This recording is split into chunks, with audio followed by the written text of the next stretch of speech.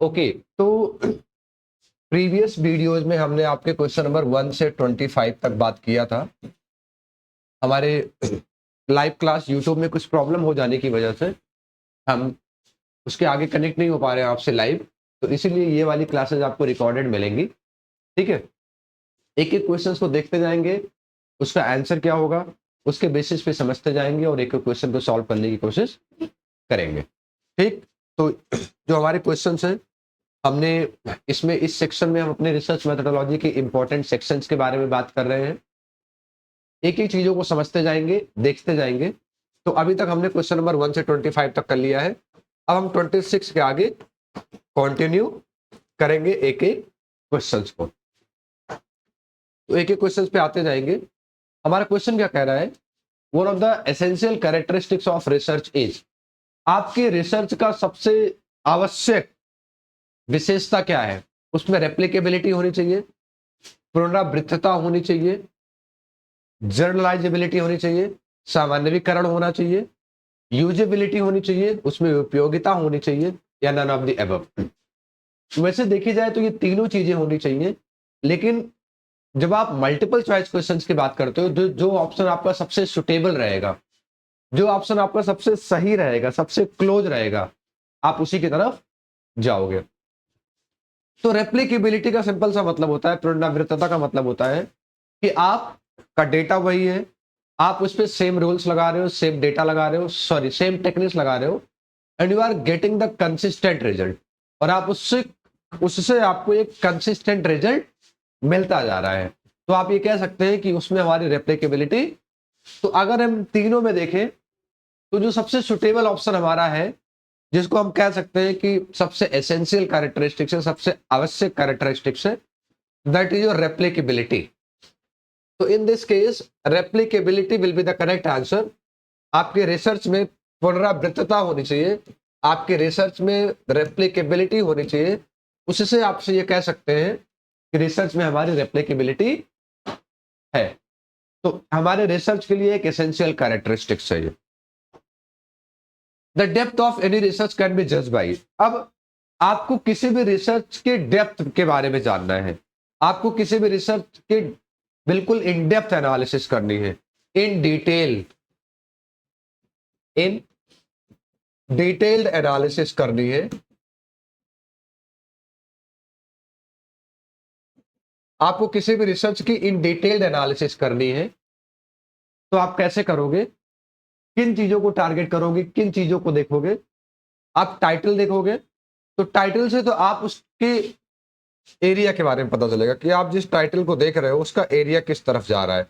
अनुसंधान के शीर्षक से, ऑब्जेक्टिव ऑफ द रिसर्च, अनुसंधान के उद्देश्य। अब आप किसी भी पर्टिकुलर टॉपिक पे, किसी भी पर्टिकुलर टाइटल पे काम कर रहे हो, उस पे आपके कुछ ऑब्जेक्टिव्स होंगे। उन ऑब्जेक्टिव से आप ये क्लेरिफाई करोगे, ये जस्टिफाई करोगे कि क्या चीजें सही हो सकती हैं और क्या चीजें गलत हो सकती हैं, या हम किन किन चीजों को अचीव करना चाहते हैं, किन किन चीजों के बारे में जानना चाहते हैं, किन किन चीजों को समझना चाहते हैं। तो हम कह सकते हैं कि ये चीजें हमारे लिए ज्यादा सुटेबल हैं। या हम ये कहें कि अगर हमने उस रिसर्च के काम पे कितना एक्सपेंडिचर किया है, टोटल हमारा एक्सपेंडिचर कितना लगा है उस रिसर्च पे, अनुसंधान पर खर्च की गई राशि से, या ड्यूरेशन ऑफ द रिसर्च, अनुसंधान की अवधि से। तो आप इससे आइडिया लगा सकते हैं, आप इससे पता लगा सकते हैं किस चीज से, कि अगर आपको किसी भी रिसर्च के इनडेप्थ में जानना है, उसके बाद आपको कुछ और चीजें जानने के लिए ना रह जाए, तो आप अगर उस रिसर्च के ऑब्जेक्टिव पे जाते हैं ना, तो ऑब्जेक्टिव में ये क्लियरली मेंशन्ड होता है what you want to know, what you want to achieve, what's your targeted population, what's your objective, what's your goal, what you want to know. तो आपको शायद उन चीजों के बारे में और डिटेल्ड में पता चल जाए, जिन चीजों को आप जानना चाहते हैं, उस रिसर्च के बारे में आपको और अच्छे से क्लेरिफाई हो जाए, जिन चीजों को आप जानना और समझना चाहते हैं।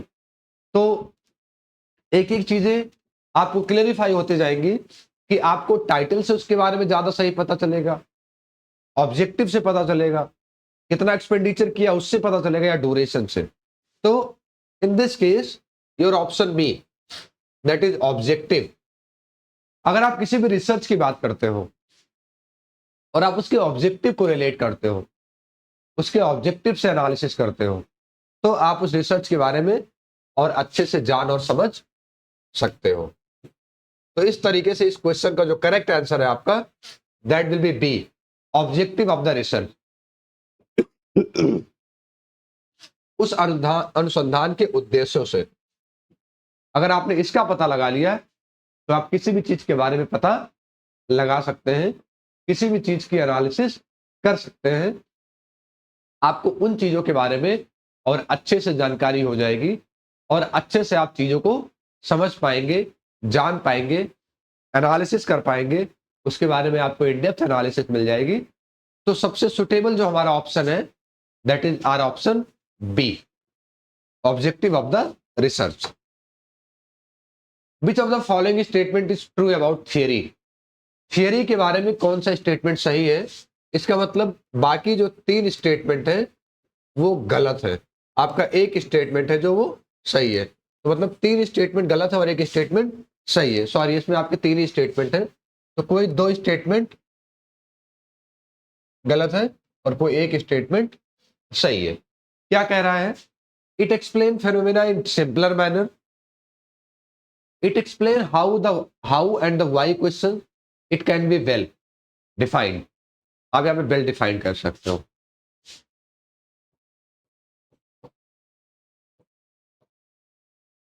सिद्धांत के बारे में निम्न में से कौन सा कथन सही है? यह घटनाओं की सरल व्याख्या करता है, यह कैसे और क्यों के प्रश्नों का उत्तर देता है, या एक सुविकसित व्याख्यात्मक प्रणाली हो सकती है, या उपरोक्त सभी? कौन से ऑप्शन हो सकते हैं?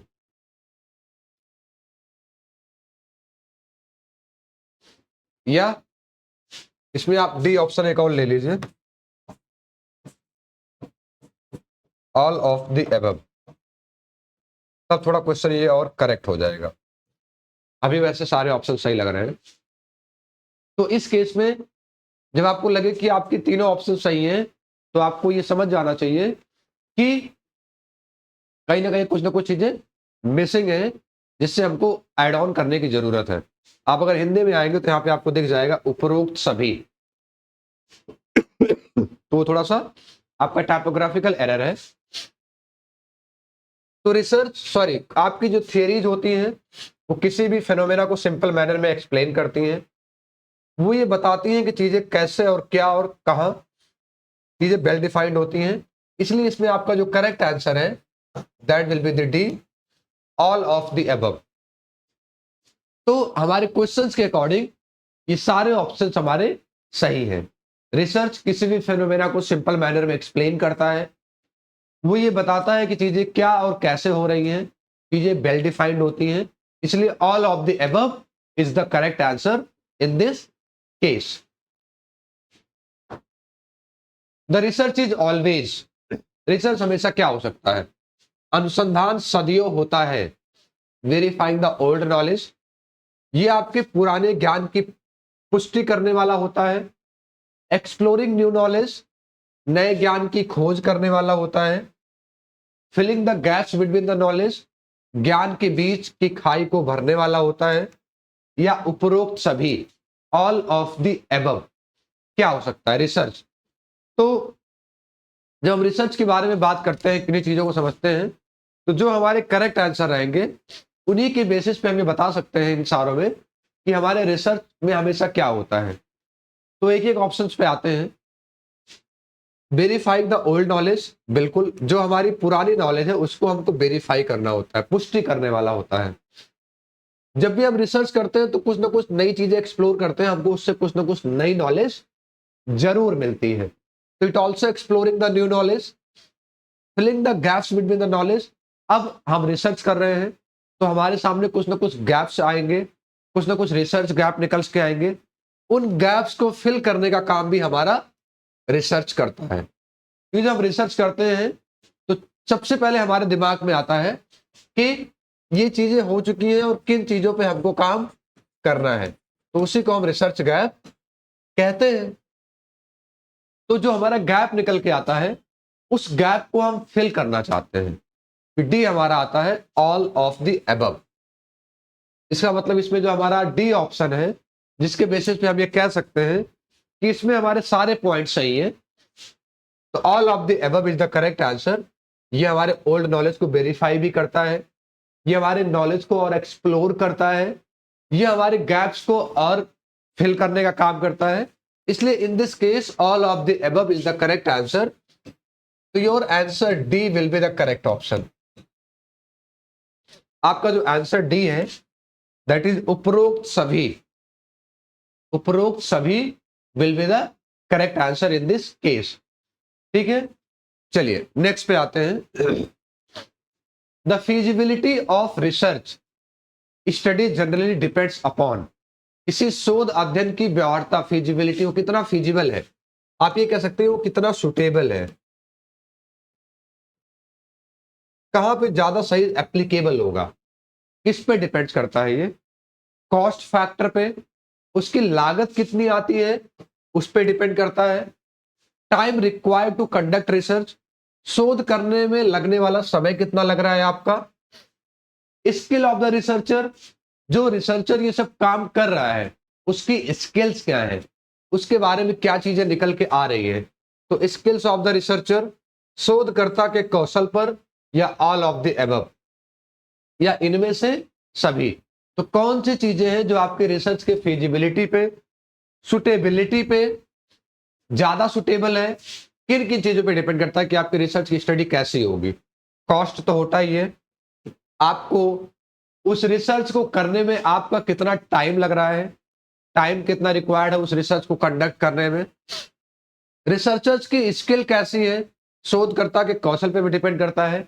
इसलिए हमारे ये जो तीनों ऑप्शंस हैं हमारे क्वेश्चंस के अकॉर्डिंग, ये तीनों ऑप्शंस हमारे सही हैं, ऑल ऑफ द अबव।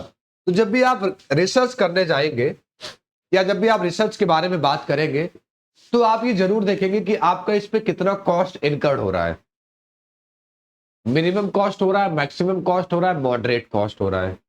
इस रिसर्च को कंडक्ट करने में हमारा टाइम कितना लगेगा, हमारे रिसोर्सेज कितने लगेंगे, रिसर्चर के स्किल्स क्या क्या है, क्या वो इस टॉपिक्स के हिसाब से, इस एरिया के हिसाब से, इस जनरलाइजेशन के हिसाब से काम कर पाएगा कि नहीं, चीजों को एक्सप्लोर कर पाएगा कि नहीं, चीजों को समझ पाएगा कि नहीं। इन चीजों को भी हमको जानना और समझना होता है।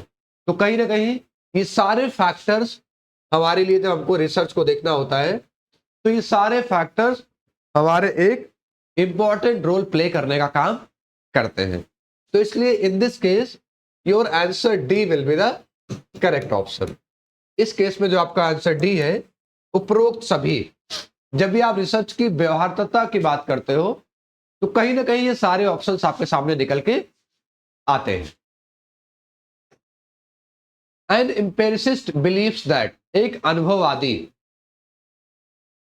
ये क्या कहते हैं, ये कहते हैं नॉलेज कम्स फ्रॉम एक्सपीरियंस। जो आपका नॉलेज है वो आपके एक्सपीरियंस से आता है। तो एम्पेरिकिस्ट क्या बिलीव करते हैं, कहीं आंसर ही तो नहीं बता दिया मैंने।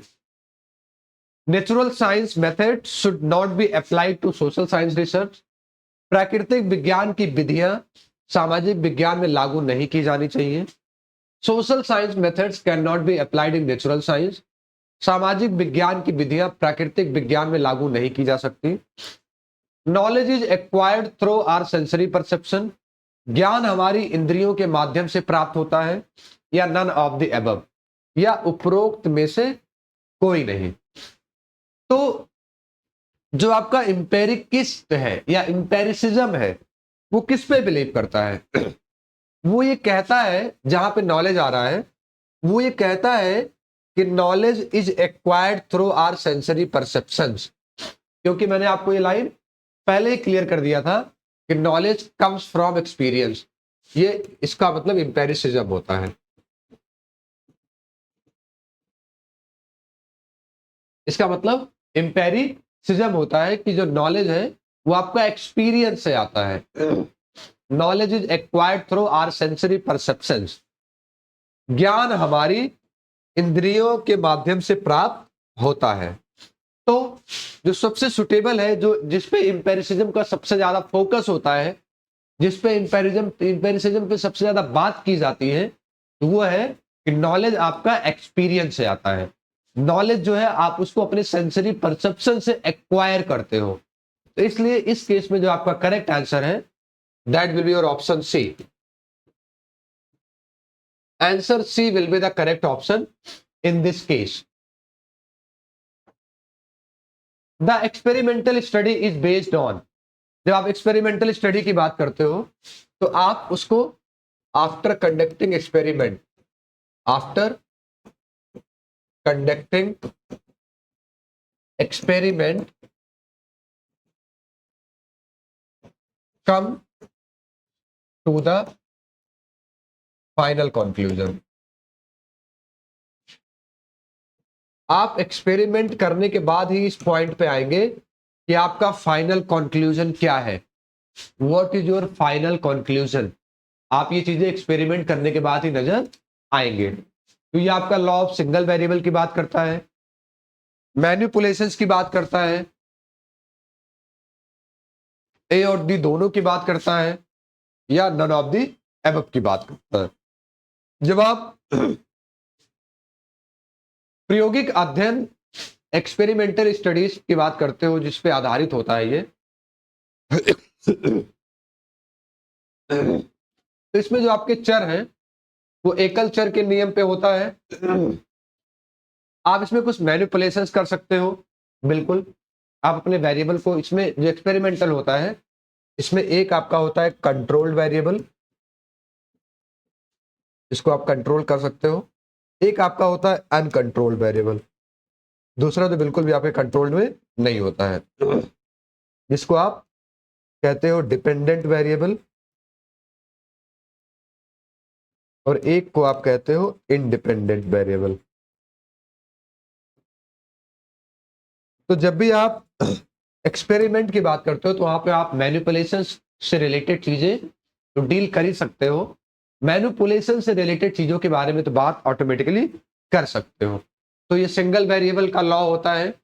इसका मतलब जो एक वेरिएबल पे अप्लाई है वो लॉ जरूरी नहीं है कि बाकी के दूसरे और तीसरे वेरिएबल पे भी अप्लाई हो, ऐसा जरूरी नहीं है।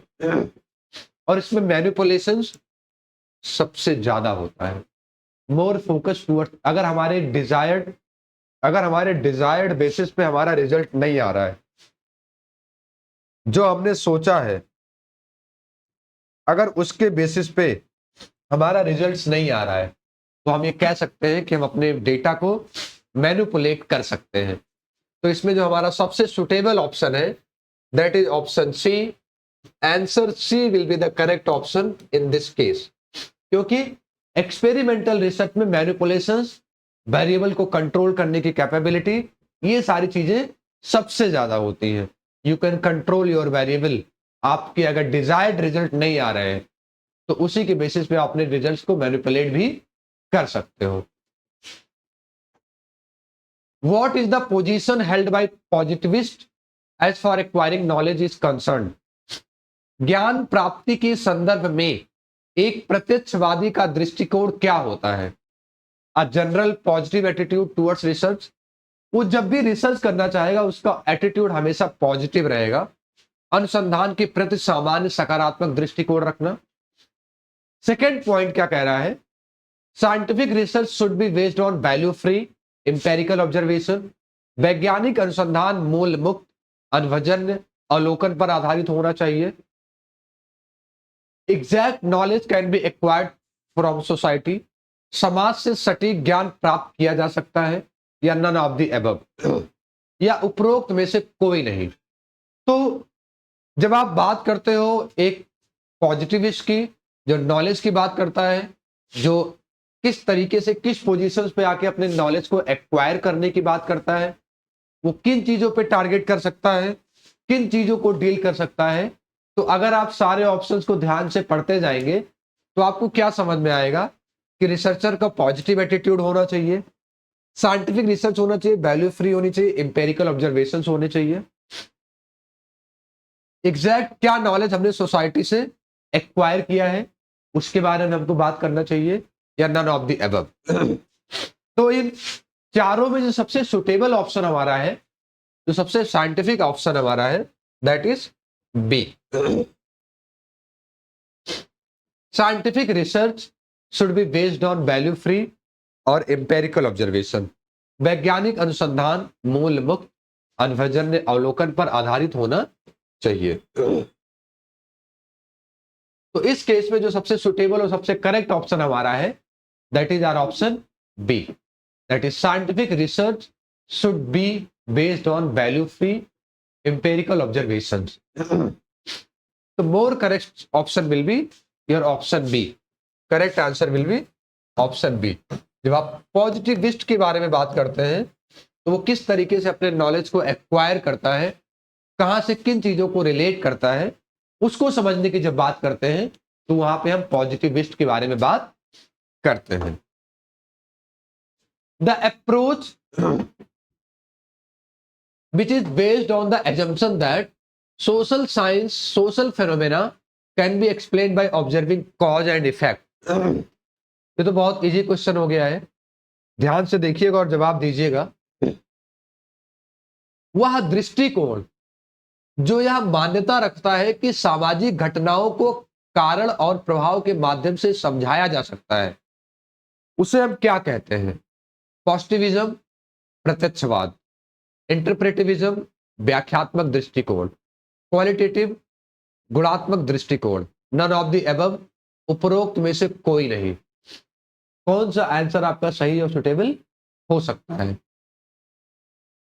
तो अगर हम सारे ऑप्शंस को ध्यान से देखेंगे, एक एक चीजों को समझते जाएंगे, तो कौन सा अप्रोच है जो इस एजम्पशंस पे बेस्ड होता है that social phenomena can be explain by observing cause and effect, कि जो आपकी सोसाइटी के फिनोमेना है आप उसको ऑब्जर्व कर रहे हैं, आइडेंटिफाई कर रहे हैं और समझने की कोशिश कर रहे हैं। तो प्रत्यक्षवाद, आप प्रत्यक्ष रूप से चीजों को ऑब्जर्व कर रहे हैं, चीजों को समझ रहे हैं, चीजों को जानने की कोशिश कर रहे हैं। तो positivism will be the most correct answer, most suitable answer in this case. इस केस में सबसे सुटेबल आंसर आपका है दैट इज योर ऑप्शन ए, कि उसमें पॉजिटिविज्म होनी चाहिए, प्रत्यक्ष रूप से वो चीजों को ऑब्जर्व करे और उसके कॉज एंड इफेक्ट को एक्सप्लेन करे, उसके कॉज और इफेक्ट को एक्सप्लेन करे। तो इस केस में जो आपका करेक्ट आंसर है that will be your answer ए।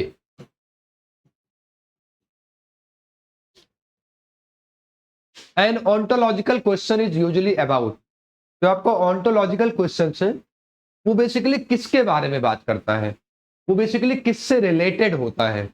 जब आप ऑन्टोलॉजिकल क्वेश्चन के बारे में बात करते हो तो ऑन्टोलॉजी से संबंधित प्रश्न सामान्यता होते हैं डायग्नोसिस ऑफ मेडिकल प्रॉब्लम, चिकित्सीय समस्या के निदान से, study of things outside ourself and external reality, हमारे बाहर स्थित वास्तविकता के अध्ययन से, यूज ऑफ क्वेश्चनएयर और इंटरव्यूज इन अ प्रोजेक्ट, प्रश्नावली या साक्षात्कार के प्रयोग से, या एक्सेप्टेबल लेवल ऑफ नॉलेज, स्वीकृत ज्ञान के स्तर से।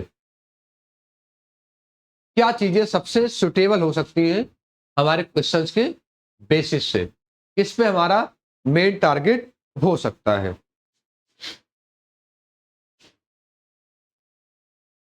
ऑन्टोलॉजिकल, ऑन्टोलॉजी की जब बात करते हैं तो किसी भी एक्सटर्नल रियलिटी के बारे में बात कर रहे हैं जो हमारे चीजों से बाहर हो, हमारे बाहर की स्थिति के बारे में बताता हो, हमारे बाहर की चीजों को रिलेट करता हो। तो हम ये कह सकते हैं कि वो चीजें हमारे चीजों को स्टडी करती हैं, the things that's the outside of ourself और एन एक्सटर्नल रियलिटी। तो अगर आप ऑप्शन बी देखेंगे तो इस क्वेश्चन के हिसाब से सबसे सुटेबल होगा, सबसे करेक्ट होगा, जिसको आप कंबाइन करके रिलेट कर सकते हैं। तो इस क्वेश्चन का जो सबसे सुटेबल और सबसे करेक्ट आंसर है that will be your option B. ठीक, B will be the more suitable option in this case. इस केस में सबसे सुटेबल ऑप्शन आपका लग रहा है वो है आपका ऑप्शन नंबर बी। ठीक है, which of the following is not a characteristics of researcher? Those who are going to conduct research is called researcher. Those who are going to conduct research, हम उसको रिसर्चर कहते हैं। और जो data collect करने का काम करता है, those who collect data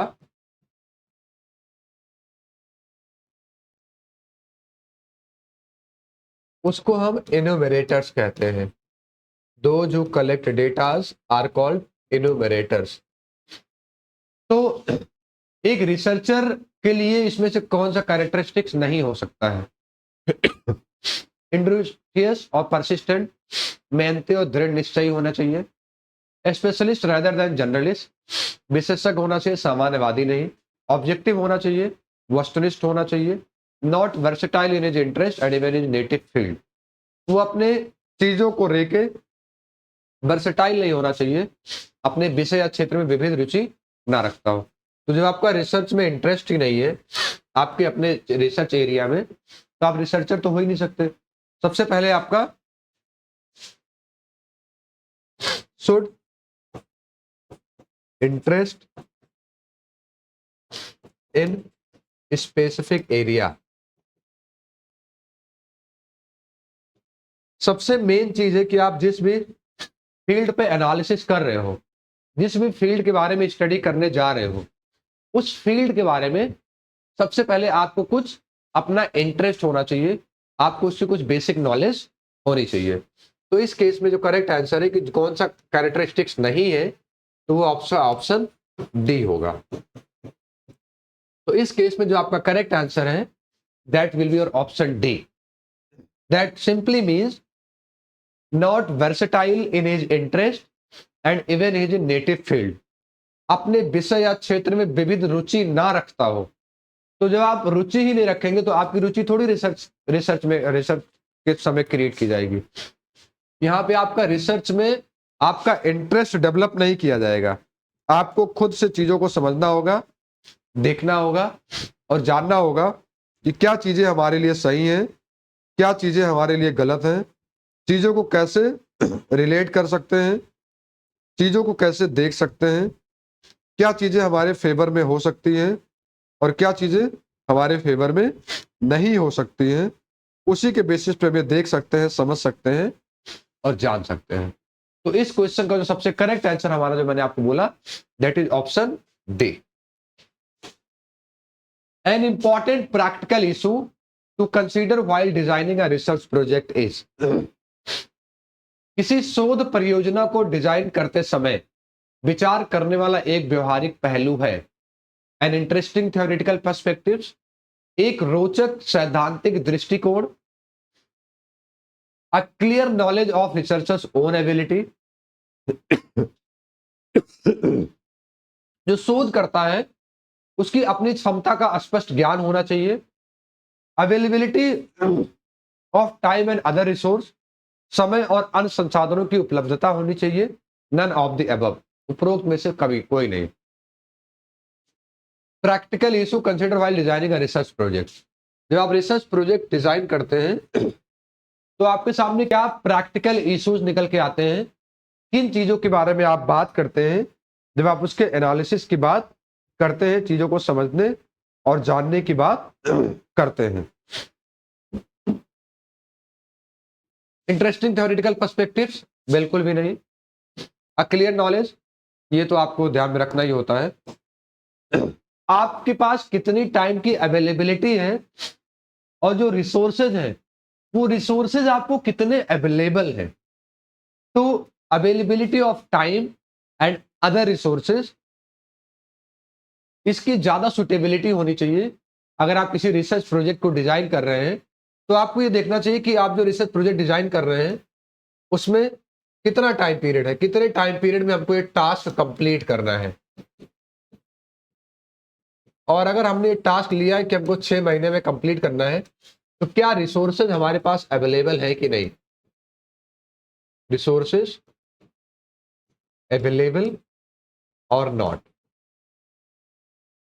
तो जो हमारे रिसोर्सेज हैं वो अवेलेबल है कि नहीं, वो सही तरीके से हमारे सामने है कि नहीं।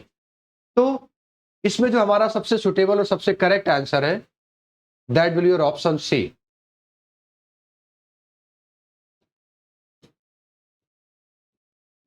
That simply means availability of time and other resource, समय और अन्य संसाधनों की उपलब्धता हमारे पास कितनी है, कितने रिसोर्सेज हमारे पास अवेलेबल है, उसको कैसे रिलेट करेंगे, कैसे समझेंगे और कैसे जानने की कोशिश करेंगे।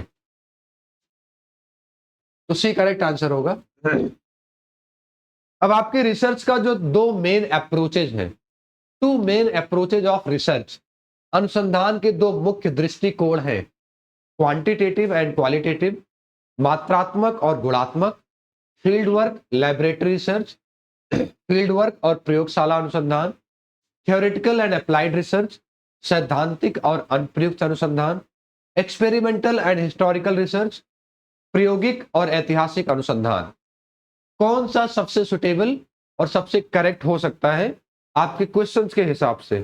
तो फटाफट जो मेन अप्रोचेज है आपके रिसर्च के वो कौन कौन से हैं, एक बार ध्यान से देखिए, समझिए और क्वेश्चन को पढ़ने के बाद एक बार आंसर को जानने की कोशिश करिए और ये देखिए कि आपके अकॉर्डिंग इसमें से कौन सा ऑप्शन आपका सही हो सकता है।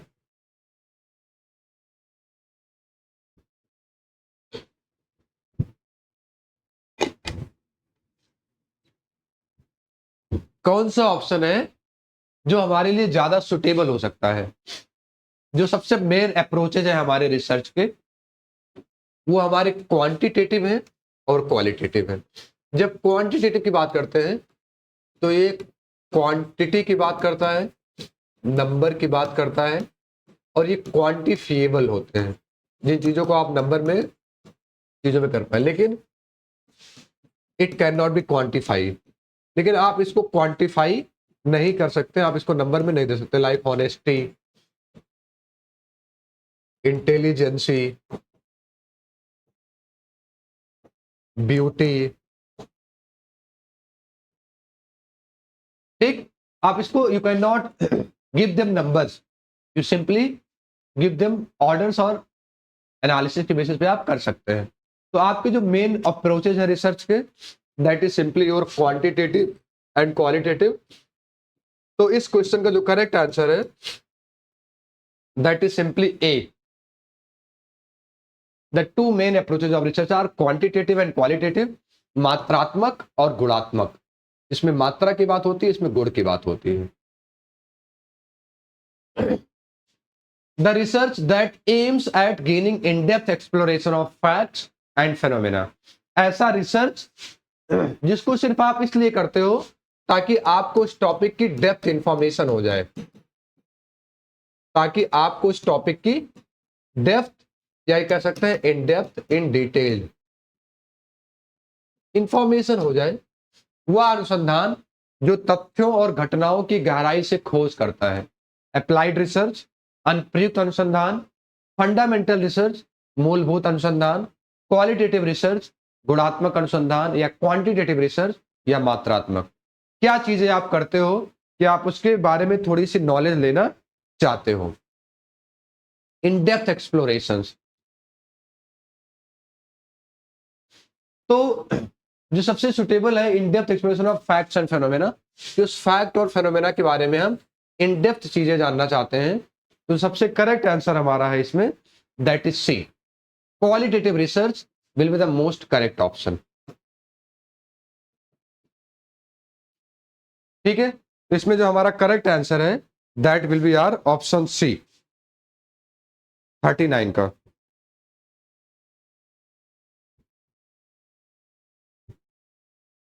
ठीक है, coming to next,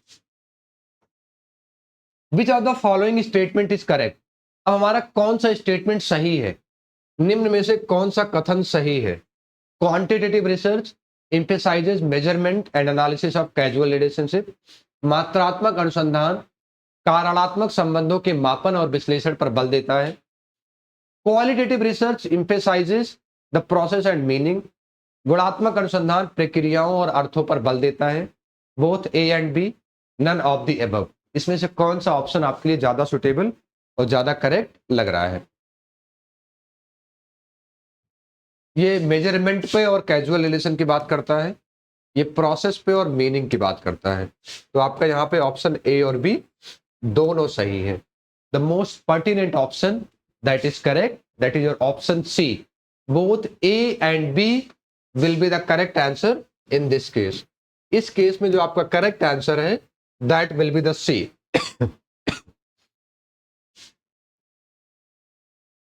An experiment tries to test how variables are related. एक ऐसा टेस्ट जिसमें आप ये चेक करना चाहते हैं कि जो आपके वेरिएबल्स हैं वो वेरिएबल्स आपके रिलेटेड कैसे हैं, वो वेरिएबल एक दूसरे से कैसे रिलेटेड है। एक प्रयोग या परीक्षण करता है कि चर कैसे संबंधित हैं, उनके बीच संबंध का वर्णन करके।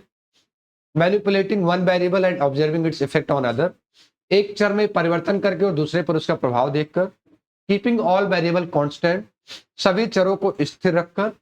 प्रेडिक्टिंग कोरिलेशन बिटवीन देम, उनके बीच सहसंबंध की भविष्यवाणी करके। क्या चीजें हमारी हो सकती हैं, किन चीजों को हम रिलेट कर सकते हैं। एक वेरिएबल को मैनिपुलेट करके हम ये चेक करें कि दूसरे वेरिएबल पे उसका क्या इफेक्ट हो रहा है। अगर हम x को चेंज कर रहे हैं तो उसका y पे क्या इफेक्ट दिख रहा है। तो इस केस में जो हमारा करेक्ट आंसर है that will be our option B. ठीक, एक चर में परिवर्तन करके और दूसरे पर उसका प्रभाव देखिए कि अगर आप प्राइस को चेंज कर रहे हैं तो आपके डिमांड और सप्लाई पे क्या इफेक्ट पड़ रहा है। विच of the following research specifically requires random sampling techniques. इसमें से आप किस रिसर्च के बारे में बात करते हैं जहां पे आपको रैंडम टेक्निक्स या रैंडम सैंपल की ज्यादा जरूरत होती है। निम्नलिखित में से किस अनुसंधान में यादृच्छिक नमूना तकनीक का उपयोग आवश्यक है। क्वालिटेटिव रिसर्च में, गुणात्मक अनुसंधान में, एक्शन रिसर्च में, क्रियात्मक अनुसंधान में, अप्लाइड रिसर्च में, अनुप्रयुक्त अनुसंधान में, एक्सपेरिमेंटल रिसर्च में, प्रायोगिक अनुसंधान में। तो उसमें जो सबसे सुटेबल आपका करेक्ट आंसर लग रहा है कि जिसमें आप रैंडम सैंपल के बेसिस पे देखोगे तो that will be your experimental research. आप रैंडमली सेलेक्ट करोगे, उस पर एक्सपेरिमेंट करोगे, एक्सपेरिमेंट करने के बाद आप ऑटोमेटिकली रिजल्ट्स पे आ जाओगे। तो in this case your option D will be the correct option. इसमें जो सबसे सुटेबल और सबसे सही ऑप्शन है आपका that will be your option D. A fundamental research is usually carried out. मूलभूत अनुसंधान आमतौर पर किया जाता है, किस लिए किया जाता है फंडामेंटल।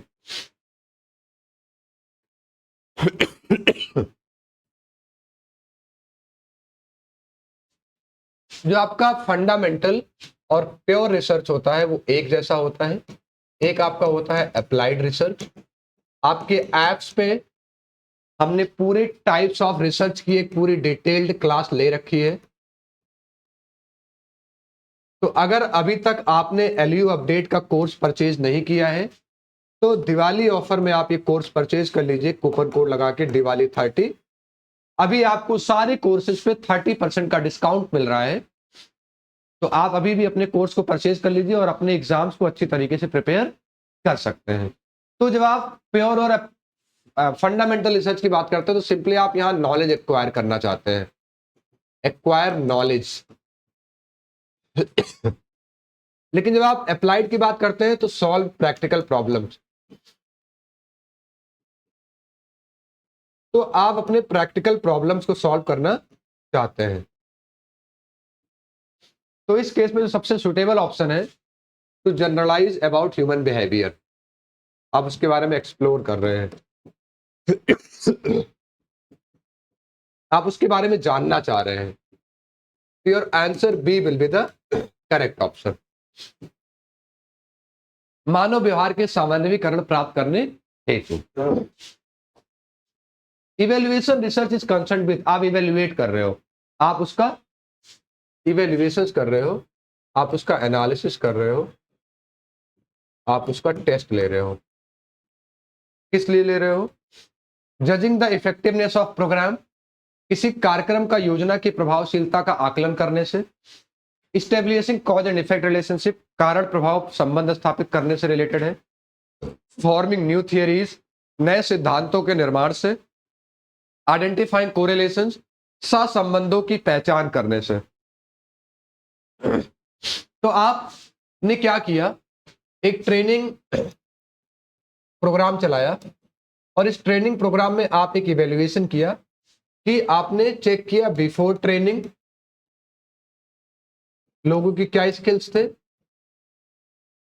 और आफ्टर ट्रेनिंग लोगों के क्या स्किल है। तो आप उसको इवेल्युएट करके चेक कर सकते हैं कि वो प्रोग्राम कितना इफेक्टिव रहा है। आप इवेल्युएशन तब करते हैं जब ये जानना चाहते हैं कि पहले लोगों के पास क्या स्किल्स थे, फिर वो प्रोग्राम कराने के बाद कुछ नए स्किल्स डेवलप हुए कि नहीं, कुछ नई चीजें निकल के आई कि नहीं, तो उसमें चेक करते हैं कि वो प्रोग्राम हमारे लिए कितना इफेक्टिव रहा। तो judging the effectiveness of a programme. The research which exploring new facts through the study of past, very easy, जिसमें आप पास्ट के बारे में स्टडी करके कुछ नए फैक्ट्स निकालना चाहते हैं, अपने पास्ट के बारे में, अपने भूत के बारे में, भूतकाल के बारे में।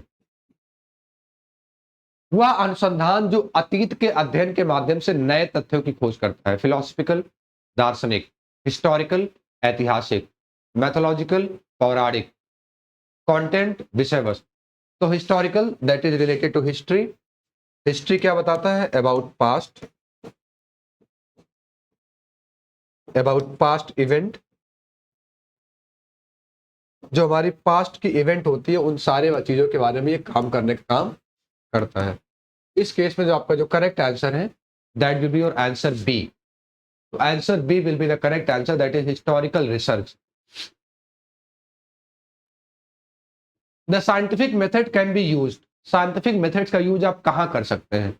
वैज्ञानिक पद्धति का उपयोग किया जा सकता है only in physical sciences such as physics and chemistry, केवल भौतिक विज्ञानों में जैसे भौतिकी और रसायन शास्त्र में। ओनली इन सोशल साइंस, केवल सामाजिक विज्ञानों में। Both in physical and social science, भौतिक और सामाजिक दोनों प्रकार के विज्ञानों में। नन ऑफ द अबव, उपरोक्त में से सभी। तो इसमें जो करेक्ट आंसर है आपका, जो आपका फिजिकल और सोशल साइंस दोनों में लगे। साइंटिफिक मेथड्स का यूज तो हर जगह होता है कि आपको इस सिस्टमेटिक वे में चीजों का स्टडी करना है। तो इस क्वेश्चन का जो करेक्ट आंसर है आपका that will be your option C, will be the more suitable and correct option. सबसे सुटेबल और सबसे करेक्ट ऑप्शन आपका ये है। In the method the naturalistic observation there will be, प्राकृतिक अवलोकन की विधि में क्या होता है?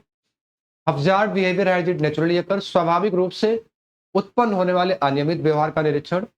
Setting up control experiment by which the uncover casual events in behaviour, नियंत्रित प्रयोग स्थापित करना जिससे आप ये चेक करें कि व्यवहार के कारण तत्वों में क्या पता चला है। Active observation of subjects in their natural environment, विशेषों का उनके प्राकृतिक परिवेश में सक्रिय अवलोकन। या interviewing subjects at different stages of life, या आप ये चेक करें कि जीवन के विभिन्न चरणों में साक्षात्कार के बारे में उसका एनालिसिस करना, उसके बारे में जानना, उसके बारे को समझना। जो नेचुरलिस्टिक होता है, आप यहाँ पे नेचुरल एनवायरनमेंट को टारगेट करते हैं। That means active observation of subjects in their natural environment. तो जो सबसे करेक्ट और सबसे सुटेबल आंसर है आपका that will be your option C. Answer C will be the correct and suitable option for this question. Which of the following is a form of explanatory research in which researcher develop theoretical model and empirically test the model to determine how well the model fits data.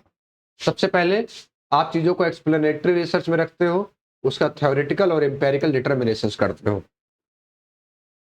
निम्नलिखित में से कौन सा अनुसंधान उस व्याख्यात्मक अनुसंधान का रूप है जिसमें शोधकर्ता एक सैद्धांतिक मॉडल विकसित करता है और यह परीक्षण करता है कि वह डेटा के साथ कितना मेल खाता है? कैजुअल मॉडलिंग, कारणात्मक मॉडलिंग, प्रेडिक्टिव रिसर्च, पूर्वानुमानात्मक अनुसंधान, डिस्क्रिप्टिव रिसर्च, वर्णनात्मक अनुसंधान, एक्सप्लोरेटरी रिसर्च, अन्वेषणात्मक अनुसंधान।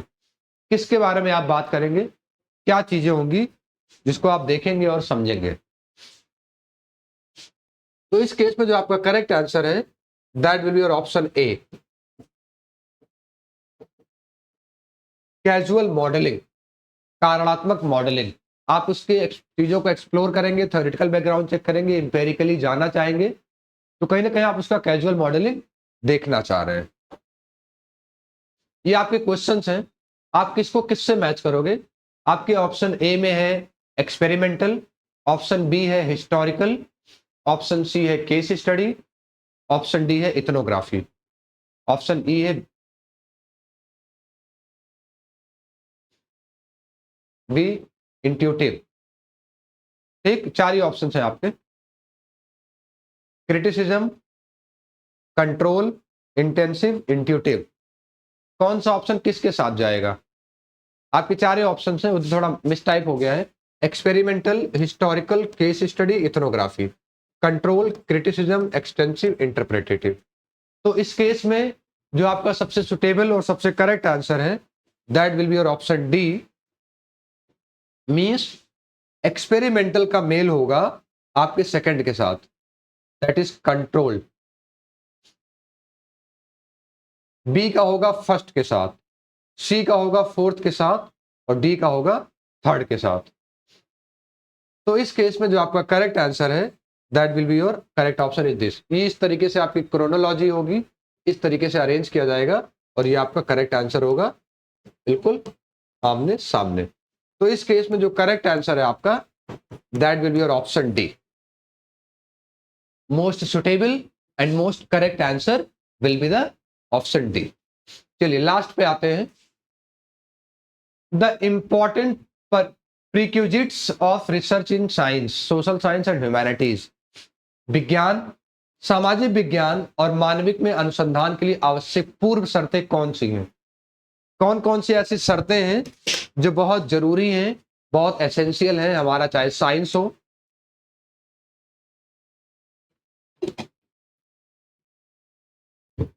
चाहे हमारा सोशल साइंस हो या हमारा ह्यूमैनिटीज हो।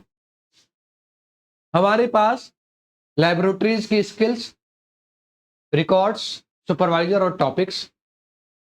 हमारे पास प्रयोगशाला का कौशल होना चाहिए, रिकॉर्ड और प्रयोक्षक और विषय होना चाहिए, supervisor, topic, critical analysis and patience, पर्यवेक्षक, विषय, समालोचनात्मक विश्लेषण और धैर्य होना चाहिए। Archives, supervisors, good flexibility in thinking, अवलेशकार, पर्यवेक्षक और विचारों में लचीलापन होना चाहिए। Topic, supervisor, good temperament and preconception, विषय, पर्यवेक्षक, अच्छा स्वभाव और पूर्व धारणाएं होनी चाहिए।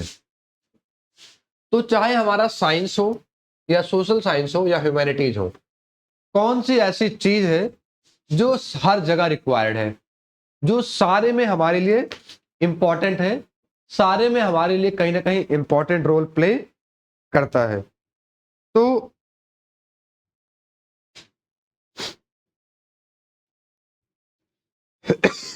कौन सी चीजें हैं जिनके बारे में हम चीजों को समझ सकते हैं,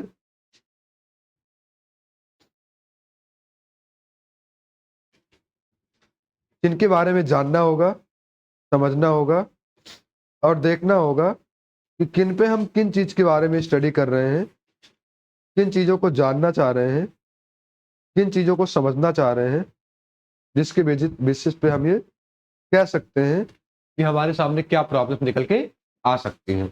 तो इसमें जो हमारा सबसे सुटेबल और सबसे करेक्ट आंसर है ऑप्शंस के बेसिस पे that is your option B, supervisors, topics, critical analysis and patience. So this is all about for today's class. अगर आप सबकी कोई भी क्वेरी हो, कोई भी क्वेश्चन हो, तो आप पूछ सकते हैं कमेंट सेक्शन में। आपका अभी दिवाली ऑफर चल रहा है, आप कूपन कोड लगाएंगे Diwali 30। Simply you have to apply coupon code Diwali 30। तो आप कोई भी कोर्स परचेज करेंगे, एनी कोर्स, वो चाहे आपका पीएचडी एंट्रेंस हो,